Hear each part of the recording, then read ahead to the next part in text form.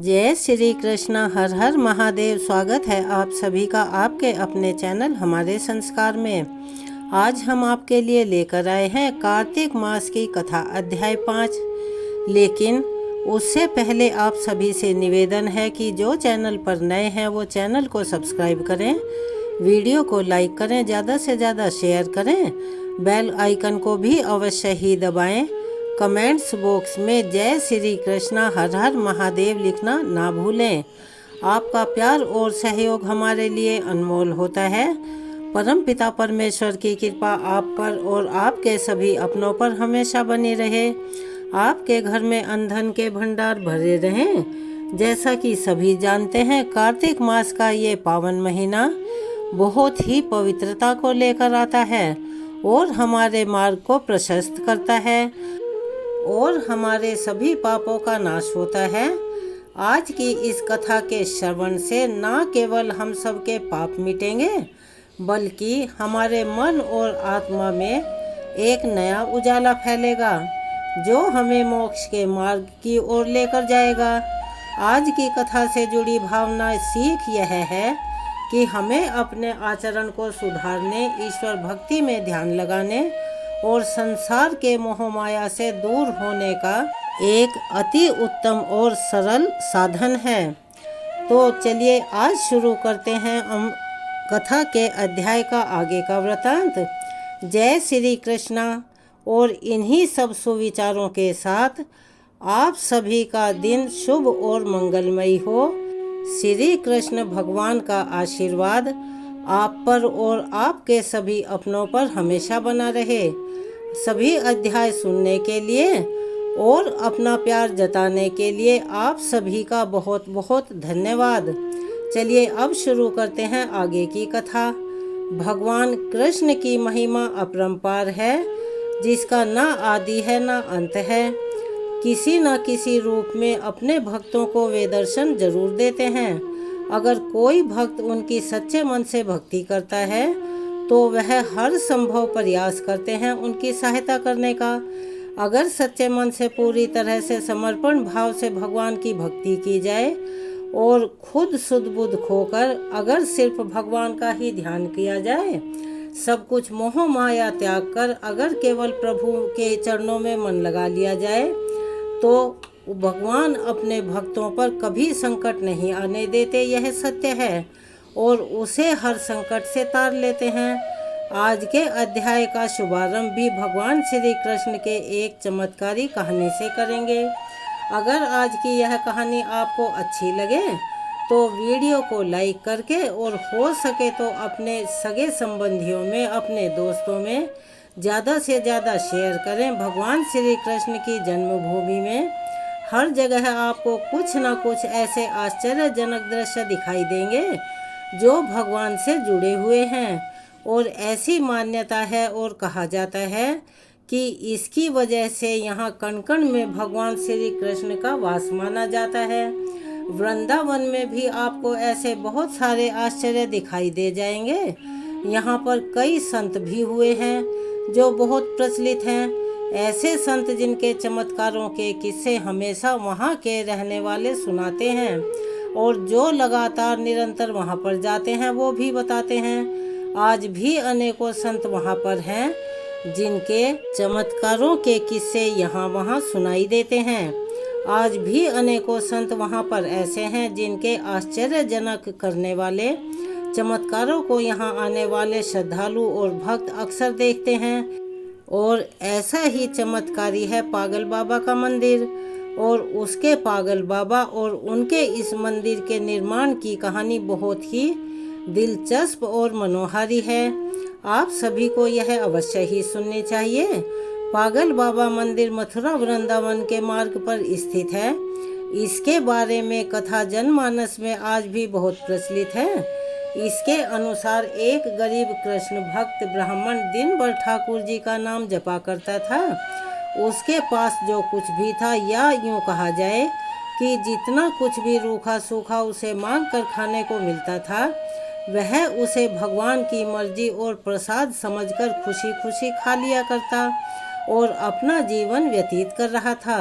एक बार उसे कुछ पैसों की ज़रूरत पड़ी तो किसी साहूकार से वह पैसे लेने के लिए गया। साहूकार ने उसे पैसे देते हुए कहा कि उसे यह पैसे जल्दी वापस करने होंगे। अब उसकी बात मानकर वह पैसे लेकर घर आ गया। अब वह ब्राह्मण हर महीने नियम से किस्त का हिसाब करके साहूकार के पैसे लौटाने के लिए जाता। आखिरी किस्त के थोड़े दिन पहले ही साहूकार ने वसूली का एक पत्र उसके घर पर भिजवा दिया, जिसे नोटिस कहा जाता है। यह देखकर ब्राह्मण बहुत दुखी हुआ और साहूकार से अनुनय विनय करने लगा, लेकिन साहूकार था कि वह मान ही नहीं रहा था और मामला अदालत तक जा पहुंचा। जज साहब अदालत में बैठे हुए थे। ब्राह्मण ने जज साहब से निवेदन किया, कहा कि जज साहब, एक किस्त के अलावा उसने साहूकार का सारा कर्ज अदा कर दिया है और यह साहूकार झूठ बोल रहा है। मैंने तो हर महीने नियम से हिसाब करके किस्त चुकाई है। यह सुनकर साहूकार ने क्रोधित होकर कहा और दलील दी कि उसने कोई गलत व्यवहार नहीं किया। जिस किसी के भी सामने इस आरोपी ने धन लौटाया हो उसे अदालत में पेश किया जाए। इतना सुनकर ब्राह्मण सोच में पड़ गया, क्योंकि साहूकार को जब जब वह धन लौटाने जाया करता था तो उसका कोई भी गवाह या उसका सगा संबंधी वहां होता नहीं था। इस बारे में बहुत सोचते हुए ब्राह्मण को अंत में अपने भगवान की याद आई और गवाह के रूप में उसने भगवान कृष्ण का नाम ले लिया। भगवान कृष्ण का नाम सुनकर पहले तो जज साहब बहुत हैरान परेशान हुए, लेकिन बाद में ब्राह्मण से उनका पता मांगा गया। ब्राह्मण के कहने पर एक नोटिस बांके बिहारी के मंदिर में भेजा गया, क्योंकि जब अदालत में गवाही देनी होती है तब नोटिस मिलने पर गवाह को अदालत में आना पड़ता है और हाजिरी लगानी पड़ती है। अब पेशी की अगली तारीख पर एक बूढ़ा आदमी कोर्ट में पेश हुआ और ब्राह्मण की तरफ से गवाही देते हुए कहने लगा कि जज साहब, जब ब्राह्मण साहूकार के पैसे लौटा कर आता था तब मैं उसके साथ ही हुआ करता था। बूढ़े आदमी ने रकम वापस करने की हर तारीख को कोर्ट को मुँह जबानी बता दिया, जैसे उसे सब कुछ एक एक तारीख के हिसाब से याद हो। साहूकार के खाते में भी बूढ़े आदमी द्वारा बताई गई रकम की जो तारीख थी वह सारी मिल गई और सही निकली। साहूकार ने राशि तो दर्ज की थी, लेकिन नाम फर्जी लिखे हुए थे। इसके आधार पर जज ने ब्राह्मण को निर्दोष साबित कर दिया, लेकिन जज साहब अब तक हैरान थे कि इतना बूढ़ा आदमी और इतनी सारी तारीखें भला कैसे याद रख पाता है। जज साहब ने उसके बारे में जब ब्राह्मण से पूछा कि यह बूढ़ा आदमी कौन है, तो ब्राह्मण ने उत्तर दिया कि यह सब जगह रहता है। लोग उन्हें श्याम, कान्हा, कृष्ण, जगन्नाथ, गिरधर आदि नामों से जानते हैं। इसके बाद जज साहब ने फिर से ब्राह्मण से पूछा कि बताओ, यह बूढ़ा आदमी कौन था। फिर ब्राह्मण ने कहा, सच में उसे नहीं पता कि वह कौन था। जज साहब को इस बात से बड़ी हैरानी हुई। उनके मन में सवाल पर सवाल उठ रहे थे कि आखिरकार वह आदमी था कौन। इसी पहेली को सुलझाने और बुझाने के लिए जज साहब स्वयं अगले दिन बांके बिहारी के मंदिर में पहुंच गए, क्योंकि ब्राह्मण ने जब गवाही का वह पता दिया था तो उसमें यही पता दर्ज था। जज साहब जानना चाहते थे कि आखिर बीते दिन जो आदमी अदालत में गया था वह कौन था। मंदिर के पुजारी से जब जज साहब ने पूछा और सारे घटनाक्रम की जानकारी दी और बात की तो पुजारी जी ने बताया कि जो भी चिट्ठी पत्री यहाँ आती है उसे भगवान के चरणों में रख दिया जाता है। जज साहब ने उस बूढ़े आदमी के बारे में भी पूछा, लेकिन पुजारी जी ने कहा कि जज साहब, ऐसा तो कोई भी आदमी यहाँ नहीं रहता। यह सब बातें सुनने के बाद जज साहब को लगा कि हो ना हो वे साक्षात श्री कृष्ण ही रहे हों। इस घटना का जज साहब पर इतना असर पड़ा कि अपने आप को धन्य मानते हुए उन्होंने अपने जज के पद से इस्तीफा दे दिया और घर परिवार भी छोड़ दिया, यानी संन्यास ले लिया और स्वयं एक संत बन गए। भगवान कृष्ण की भक्ति में रम गए। स्थानीय लोगों का मानना है कि बहुत सालों बाद वह जज पागल बाबा के नाम से वृंदावन में वापस लौटे और उन्होंने पागल बाबा का मंदिर का निर्माण करवाया। तब से यह मंदिर पागल बाबा मंदिर के नाम से प्रसिद्ध है। और इस मंदिर के निर्माण के बारे में एक और प्रचलित और पौराणिक मान्यता और कथा है कि जब जज साहब को पता लगा कि उनके सामने साक्षात श्री कृष्ण ही अदालत में पेश हुए हैं, तब से वह श्री कृष्ण को ढूंढने के लिए इतने अधीर और इतने बेचैन हो गए थे कि अपनी सुध बुध खो बैठे थे। इस घटना ने उन्हें इतना बेचैन और परेशान कर दिया था कि वह पागल जैसे हो गए थे। इसके बाद वह जिस किसी भंडारे में जाते, वहां से पत्तलों की झूठन उठाते और उसमें से आधा झूठन ठाकुर जी को अर्पित करते और आधा खुद खा जाते। उन्हें ऐसा करते देख लोग उनके विरुद्ध हो गए। लोगों ने उन्हें मारना पीटना भी शुरू कर दिया, लेकिन वह अपनी सुध बुध खोकर हर दिन भंडारों का झूठन खुद खाते और भगवान को भी खिलाते रहते थे। हारकर लोगों ने उन्हें पागल के रूप में मान लिया और धीरे धीरे उनका नाम ही पागल बाबा पड़ गया। कहा जाता है कि उनसे परेशान होकर लोगों ने एक बार उनके खिलाफ एक योजना बनाई, जिसके अनुसार लोगों ने भंडारे में अपनी पत्तलों में से कुछ भी नहीं छोड़ा ताकि वह ठाकुर जी को झूठन खिला ना सके। लेकिन कोई क्या कर सकता है, पागल बाबा तो आखिर पागल बाबा ठहरे। उन्होंने वो सारी पत्तलों में से पहुँच कर जितनी भी झूठन हो पाई उन सब का एक निवाला बना लिया और अपने मुंह में डाल लिया। लेकिन इस आपाधापी में इस बार वह ठाकुर जी को भोग लगाना भूल गए। इस बात का एहसास होते ही बिना ठाकुर जी को भोग लगाए ही वे निवाला मुंह में रख गए हैं, तो उन्होंने अपने मुंह का जो निवाला था वह गले के नीचे जाने ही नहीं दिया।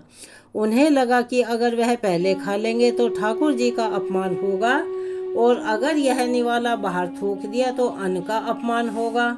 अब वह निवाला मुंह में लेकर ठाकुर जी के चरणों का ध्यान करने लगे। तभी अचानक वहां बाल गोपाल एक सुंदर से लड़के के रूप में पागल बाबा यानी जज साहब के पास आया और बोला, क्यों आज मेरा भोजन खा गए? यह सुनकर जज साहब की आंखों से आंसुओं से भर गई और झरझर आंसू बहने लगे और बोले, ठाकुर जी मुझसे बहुत बड़ी भूल हो गई, माफ़ कर दो।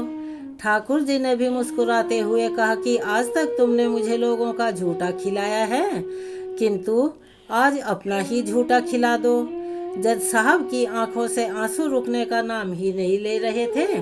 आंसू लगातार बहे जा रहे थे और कहा जाता है कि इस घटना के बाद से जो पागल बाबा थे उनको मानने वाले लोगों की संख्या दिन ब दिन बढ़ने लगी। इसके बाद बाबा ने एक विशाल मंदिर की प्रस्थापना का प्रण लिया और विशाल भंडारे का आयोजन किया। अपार जनसमूह उमड़ा, लेकिन बाबा का भंडार खाली होने का नाम नहीं ले रहा था। बाबा ने मंदिर में एक विशाल रसोई बनवाई और मंदिर के नीचे विशाल भंडार घर बनवाया। उसी समय आयकर विभाग ने छापा मारा कि इतना अनाज और भंडारे का सामान कहाँ से आ रहा है। बाबा का चमत्कार तब भी हुआ जब पूरी टीम भंडार घर में घुसी तो वहाँ उन्हें कुछ भी नजर नहीं आया और वे आश्चर्यचकित हो गए कि जब यहाँ कोई सामान ही नहीं है तो भला इतना विशाल भंडारा चल कैसे रहा है। हैरान परेशान होकर आयकर के अधिकारी वहां से चले गए। पागल बाबा को समर्पित यह विशाल मंदिर आज भी वृंदावन में मौजूद है और ऐसी मान्यता है और कहा जाता है कि यहाँ से कोई भी भक्त खाली हाथ नहीं जाता। यहाँ भक्तों की हर मनोकामना पागल बाबा और उनके कन्हैया जी जरूर सुनते हैं। तो यह कहानी आपको कैसी लगी? कमेंट्स बॉक्स में अपनी राय अवश्य ही लिखें और अपनी प्रतिक्रिया दें। चलिए अब सुनते हैं आगे का अध्याय और आज के अध्याय के अंत में आप श्री तुलसी चालीसा का पाठ और तुलसी माता की आरती सुनेंगे, क्योंकि कार्तिक के महीने में हर दिन नियम से तुलसी चालीसा का पाठ और तुलसी माता की आरती करनी चाहिए। इससे पहले के अध्याय में जब भगवान श्री कृष्ण ने सत्यभामा जी को उनके पूर्व जन्म का वृतांत सुनाया, तब यह कथा सुनकर समस्त ऋषि मुनियों ने श्री सूत जी महाराज से कहा, हे सूत जी, महाराज, अब आप कृपा करके कार्तिक मास और तुलसी जी के महात्म्य का भी वर्णन कर दीजिए। तब सूत जी बोले, हे ऋषियों, जो प्रश्न आपने मुझसे किया है, यही प्रश्न राजा पृथु ने नारद मुनि से किया था, और जो उत्तर नारद जी ने महाराज पृथु को दिया था, वही मैं आज आपको सुना रहा हूँ।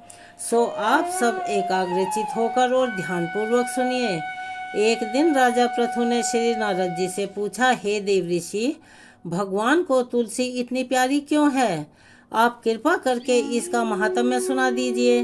राजा पृथु की बात सुनकर देव ऋषि नारद कहने लगे, एक समय देवराज इंद्र बहुत से देवताओं और अप्सराओं सहित देवों के देव श्री महादेव जी के दर्शनों को कैलाश पर्वत पर गए। वे सभी जब कैलाश पर्वत पर पहुँचे तो उन्होंने भारी आकार और भयंकर नेत्रों वाले एक विशालकाय पुरुष को देखा। तब देवराज इंद्र ने उससे पूछा कि तू कौन है और भगवान शिव कहाँ हैं? देवराज इंद्र के कई बार पूछने पर भी उसने कोई उत्तर नहीं दिया। तो देवराज इंद्र को बड़ा क्रोध आया और मारे क्रोध के देवराज इंद्र ने अपना वज्र उसके कंठ पर दे मारा, जिससे उसका कंठ नीला हो गया, परंतु साथ ही इंद्र का वज्र भी भस्म हो गया। फिर उसकी आंखों में प्रचंड ज्वाला प्रकट हुई। उस समय ऐसा प्रतीत हो रहा था मानो यह ज्वाला देवराज इंद्र सहित सारे संसार को जलाकर खाक कर देगी। ऐसी भयानक परिस्थिति देखकर देवगुरु बृहस्पति जी तथा देवराज इंद्र आदि सभी देवता नतमस्तक होकर भगवान शिव की स्तुति करते हुए कहने लगे कि हे देवों के देव महादेव, त्रिपुरासुर और अघासुर का विनाश करने वाले, हे त्रिपुरारी अघहारी, आपको बारंबार नमस्कार है। हे सुर नर मुनि की रक्षा करने वाले, आपको नतमस्तक प्रणाम है। देव ऋषि नारद ने कहा, हे राजा पृथु, इस प्रकार देवताओं की स्तुति सुनकर श्री महादेव जी ने समस्त ब्रह्मांड को भस्म कर देने वाली अग्नि को शांत कर दिया और कहने लगे, हे देवतागणों, मैं आप सबकी स्तुति सुनकर अत्यंत प्रसन्न हुआ हूँ। सो आप सब कोई जो भी आपकी इच्छा हो वर मांगिए। तब समस्त देवताओं सहित देवगुरु श्री बृहस्पति जी ने क्षमादान मांगा और कहा कि हे देव, जो सूर्यराज से अपराध हुआ है उसके लिए क्षमा प्रदान कीजिए। श्री बृहस्पति जी की स्तुति सुनकर पुनः देवाधिदेव श्री महादेव जी कहने लगे, मैंने इंद्र का अपराध तो क्षमा कर दिया है और जीवन दान भी दे दिया है। बृहस्पति जी, आज से आपका नाम भी अमर होगा।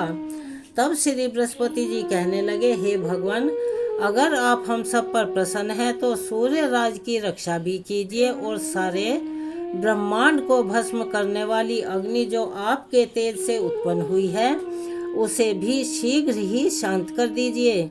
भगवान शंकर कहने लगे, मेरे नेत्रों से निकला हुआ ज्वाला रूपी तेज अब वापस कैसे हो पाएगा? इसके लिए अब हम इसे कहीं दूर फेंक देते हैं। ऐसा कहकर भगवान भूतेश्वर ने उस अग्नि को समुद्र में फेंक दिया। तब वह अग्नि गंगा के संगम पर गंगा सागर में जा गिरी और एक बालक का रूप धारण करके रोने लगी। उसके रोने की आवाज़ से पृथ्वी कंपायमान हो गई, यानी कि भूचाल जैसा आ गया। सप्त द्वीप बहरे हो गए और ऐसा घोर आश्चर्य देखकर समुद्र की गोद में बालक को रोते हुए देखकर श्री ब्रह्मा जी बड़े आश्चर्य से पूछने लगे, यह किसका बालक है? समुद्र ने उस बालक को बड़े आदर से उठाकर ब्रह्मा जी की गोद में दे दिया और कहा कि यह मेरा पुत्र है जो गंगा से उत्पन्न हुआ है। अब आप इसका जात कर्म करवाइए। उसी समय उस बालक ने ब्रह्मा जी की दाढ़ी पकड़कर बड़े जोर से मरोड़ दी, जिसके मरोड़ने से ब्रह्मा जी की आंखों में आंसू भर आए। तब किसी प्रकार से ब्रह्मा जी ने अपनी दाढ़ी छुड़वाई और कहा, इसने हमारी आंखों से जल निकाला है, इसीलिए इसका नाम जलंधर होगा और यह शिव जी के अलावा संसार में और किसी के हाथ से नहीं मारा जाएगा। इस कारण यह है कि यह शिव जी के अंश से उत्पन्न हुआ है। यह सुनते ही वह बालक युवा हो गया। तब ब्रह्मा जी ने शुक्राचार्य जी को बुलवाकर उसका राज्याभिषेक करवाया और तब ब्रह्मा जी वहां से अंतर्ध्यान हो गए। सिंधु राज यानी समुद्र ने काल नेमी की पुत्री वृंदा के साथ जलंधर का विवाह करवा दिया। वृंदा अति सुंदर थी और सारे ब्रह्मांड में प्रथम सती और पतिव्रता थी। परम सुंदर पत्नी पाकर जलंधर बहुत खुश हुआ। इसीलिए आनंद से अब उसके दिन बीतने लगे। जब जब जलंधर घर में आता तो वृंदा स्वयं अपने हाथों से पंखा झलती, पाद्य अर्ध और आचमन अर्पण करती। इस प्रकार वह अपने पति को नारायण समझकर उसकी सेवा किया करती थी। देव ऋषि नारद बोले, हे राजन, अब मैं पतिव्रता स्त्रियों के कुछ लक्षण बताता हूँ। पतिव्रता स्त्री अपने पति के दुख में दुखी और पति के सुख में सुखी रहती है। पति के परदेश जाने पर विरह वेदना का अथाह दुख सहन करती है और पति के मर जाने पर पतिव्रता स्त्री पति के साथ सती हो जाती है। अपने पति के पाप पुण्य में आधे की भागीदार होती है। इसीलिए स्त्री को अर्धांगिनी कहा जाता है। जो स्त्री अपने मृत पति के साथ शमशान भूमि तक जितने कदम उठाकर जाती है, उसका एक एक कदम पर एक एक यज्ञ का पुण्य प्राप्त होता है।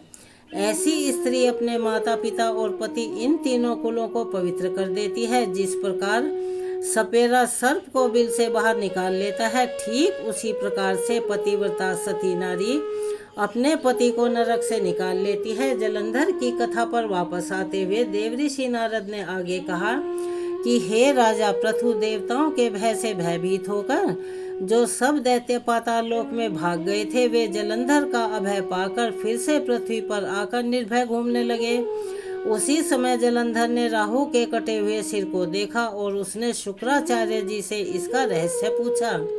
तब उन्होंने समुद्र मंथन के समय देवताओं द्वारा अमृत को छले जाने का समस्त वृतांत उसे कह सुनाया। इस प्रकार अपने पिता का मंथन और देवताओं द्वारा दैत्यों का अपमान सुनकर जलंधर को बड़ा क्रोध आया। क्रोध में भरे हुए जलंधर ने घस्मटम दूत को बुलवाया और देवताओं के पास भेजा।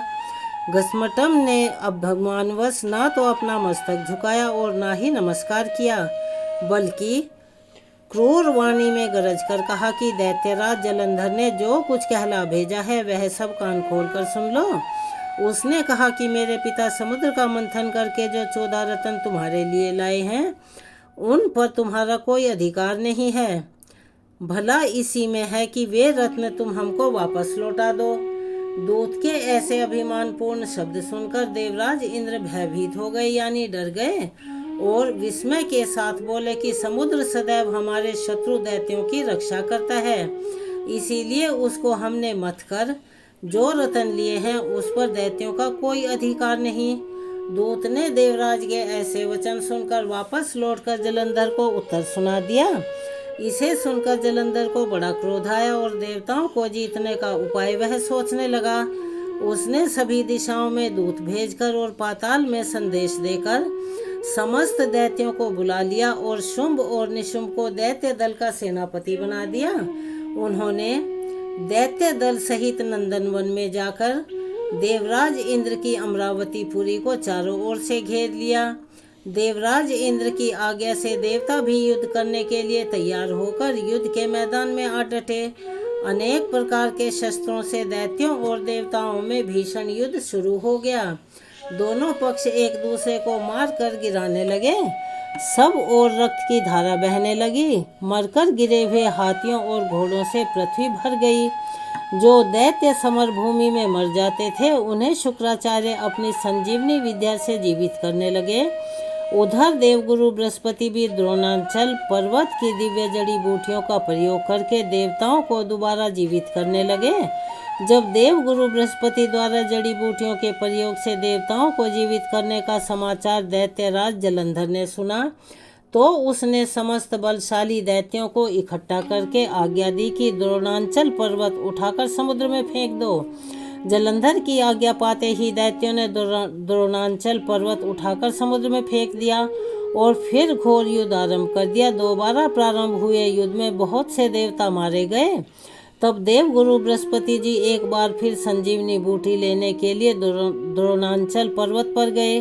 वहां पर पर्वत को ना पाकर और देवताओं का सार यानी के नुकसान होते देखकर देवगुरु घबरा उठे। इसके बाद जो कुछ भी हुआ उसका वृतांत हम आपको आने वाली वीडियो में सुनाएंगे। आज की कथा को यहीं विराम देते हैं और अपने नियम के अनुसार अब हम सुनते हैं श्री तुलसी चालीसा का पाठ और तुलसी माता की आरती। जय जय तुलसी भगवती सत्यवती सुखदानी। नमो नमो हरि प्रेयसी श्री वृंदा गुण खानी। श्री हरि शीश विराजनी देहु अमर वर अम्ब। जनहित है वृंदावनी अब ना करहु विलम्ब। धन्य धन्य श्री तुलसी माता महिमा अगम सदा श्रुति गाता। हरि के प्राणहु से तुम प्यारी हरि हेतु कीन्हो तप भारी। जब प्रसन्न हवै दर्शन दीन्हो तब कर जोर विनय तुस कीन्हो। हे भगवंत कंत मम हो दीन जानि जनि छाड़हु छोहु। सुनि लक्ष्मी तुलसी की बानी दीन्हो शाप कध पर आनी।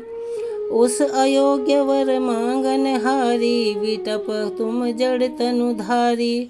सुनि तुलसी ही शपथ ही ठामा करहु वास तुम नीचन धामा। दियो वचन हरि तब तत्काला सुनहु सुमुखी जनि हो बिहाला। समय पाई हो पाती तोरा पूजहि आस वचन सत मोरा। तब गोकुल मह गोप सुदामा तासु भई तुलसी तू बामा। कृष्ण रास लीला के माही राधे शक्य प्रेम लखी नाही। दियो शाप तुलसी ही तत्काला नर लोक ही तुम जन्महु बाला। यो गोप बहु दानव राजा शंख चूड़ नामक शिर ताजा।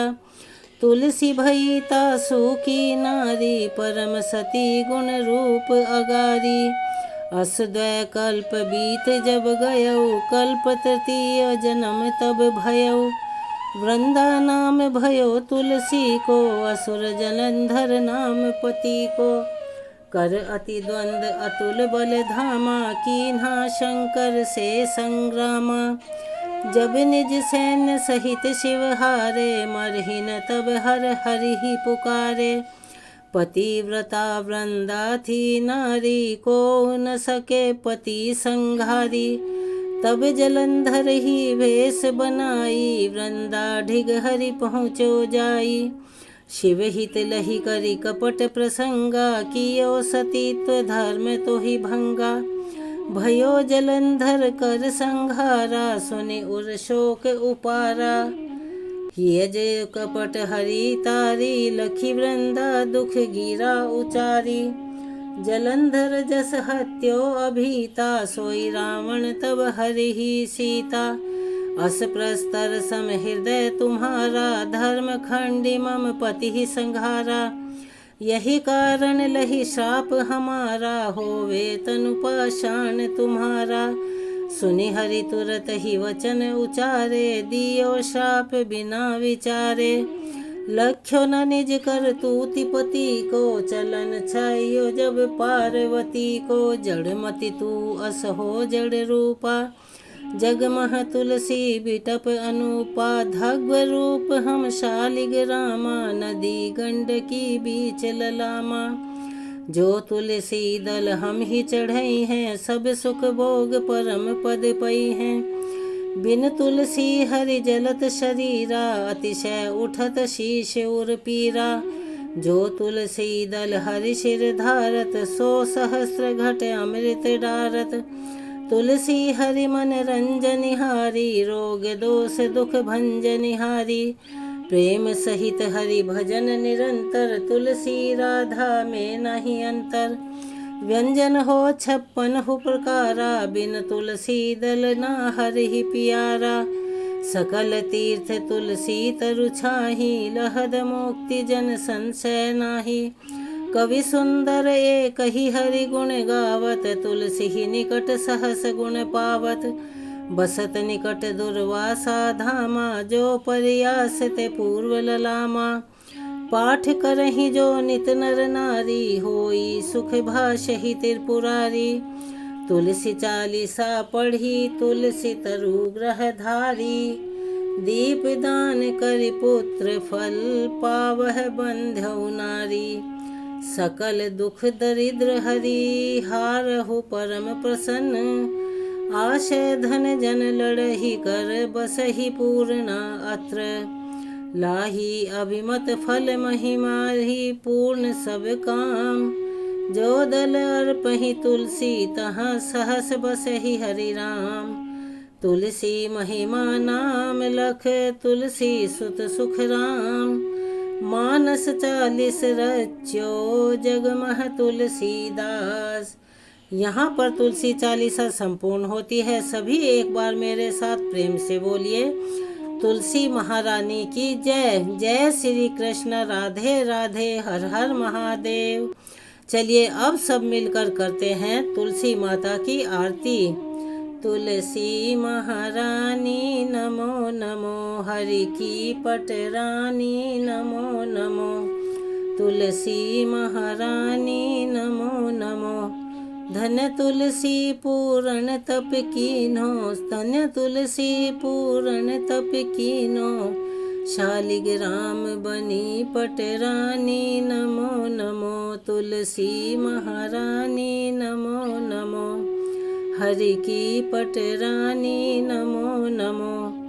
जाके पत्र मंजरी कोमल, श्रीपति कमल चरण लपटानी नमो नमो। तुलसी महारानी नमो नमो, हरि की पटरानी नमो नमो।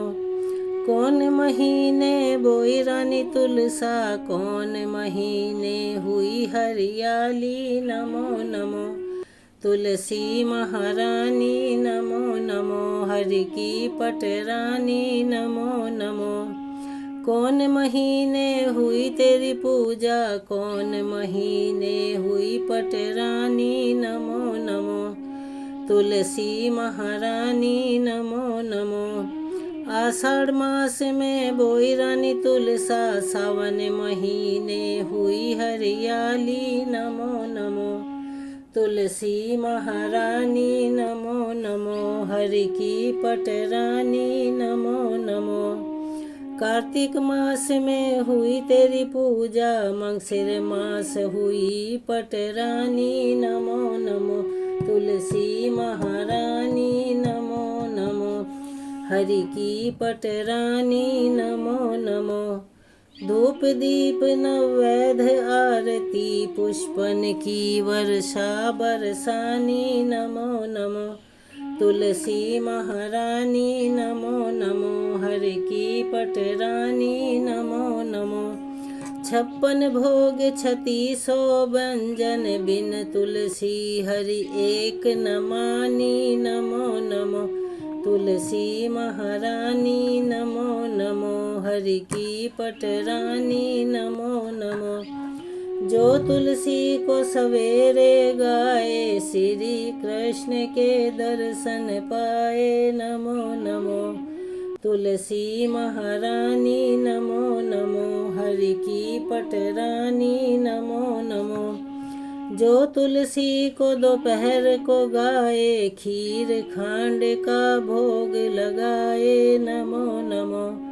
तुलसी महारानी नमो नमो, हरि की पटरानी नमो नमो। जो तुलसी को सांझ को गाए, श्री कृष्ण की आरती उतारे नमो नमो। तुलसी महारानी नमो नमो, हरि की पटरानी नमो नमो। जो तुलसी को रात को गाए, श्री कृष्ण के चरण दबाए नमो नमो। तुलसी महारानी नमो नमो, हरि की पटरानी नमो नमो। सब सखी मैया तेरो यश गावे, सब सखी मैया तेरो यश गावे।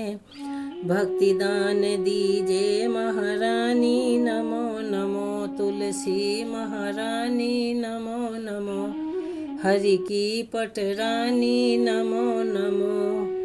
तुलसी महारानी नमो नमो, हरि की पटरानी नमो नमो। यहाँ पर तुलसी माता की आरती संपूर्ण होती है।